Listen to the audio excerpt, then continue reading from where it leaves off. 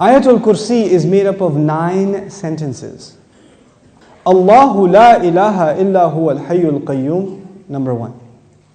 La ta'khudhuhu sinatun wa la nawm, number 2. Lahu ma fis samawati wa ma fil ard, number 3. What's number 4? Man dha alladhi yashfa'u 'indahu illa bi idhnihi, that's number 4. Ya'lamu ma bayna aydihim wa ma khalfahum, number 5. Then وَلَا يُحِيطُونَ بِشَيْءٍ مِّنْ عِلْمِهِ إِلَّا بِمَا شَاءَ, number 6. Then وَسِعَ كُرْسِيُّهُ السَّمَاوَاتِ وَالْأَرْضِ, number 7. وَلَا يَؤُودُهُ حِفْظُهُمَا, number 8. وَهُوَ الْعَلِيُّ الْعَظِيمُ, number 9. 9 sentences.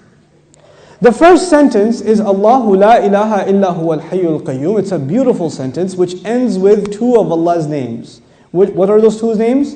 Al-Hayy, Al-Qayyum, the living and the source of all establishment. Everything stands and exists and is maintained because of Allah. What's incredible is that the last sentence, sentence number 1, has something in common with sentence number 9, which is وَهُوَ الْعَلِيُّ الْعَظِيمُ. How many names of Allah in the last sentence? 2 names of Allah in the first sentence, 2 names of Allah in the last sentence. Okay. Before I go to the second sentence, let me tell you something about security. Security guards have a very hard job. But if you get if you're in security, you have to sit in your booth.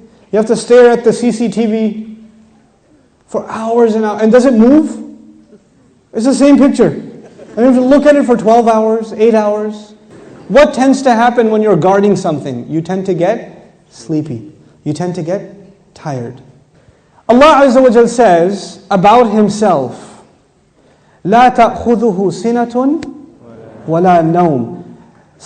Drowsiness. Drowsiness happens when you're tired. And of course, what happens after that? What's the next step? Naum. This is the second sentence. The second sentence is, these are things that creation has. Creation gets tired and it starts getting drowsy and eventually it falls to sleep. What was the second last sentence? وَلَا يَؤُودُهُ حِفْظُهُمَا. Guarding the skies and the earth does not exhaust Allah. When someone's exhausted, what do they get? Sina and Naum. The second sentence is actually connected to the second last sentence. لا تأخذه سنة ولا نوم ولا يؤوده حفظهما. He says له ما في السماوات وما في الأرض. He owns whatever is in the sky and the earth. Now before I tell you further, you need to understand the difference between 2 words, 2 names of Allah, Malik and Malik. Malik is an owner. Malik is an owner. Malik, what is Malik? King. Is there a difference between a king and an owner? Yes. Ownership is about property. But kingdom is not about, you're not the king over a tree or the king over a piece of land. You're the king over the people who live in that land. Kingdom is about controlling people. Ownership is about controlling objects. There's a difference. Now Allah says, لَهُ مَا فِي السَّمَاوَاتِ وَمَا فِي الْأَرْضِ. He owns whatever is in the skies and the earth. What is the ayah about? Ownership. What's the third last sentence? وَسِعَ كُرْسِيُّهُ السَّمَاوَاتِ وَالْأَرْضِ. His throne extends to the skies and the earth. When Allah talks about His throne, He's talking about His kingdom. One dimension of control is ownership. The other dimension is kingdom. Both completing the picture. Allah is Malik and He is Malik.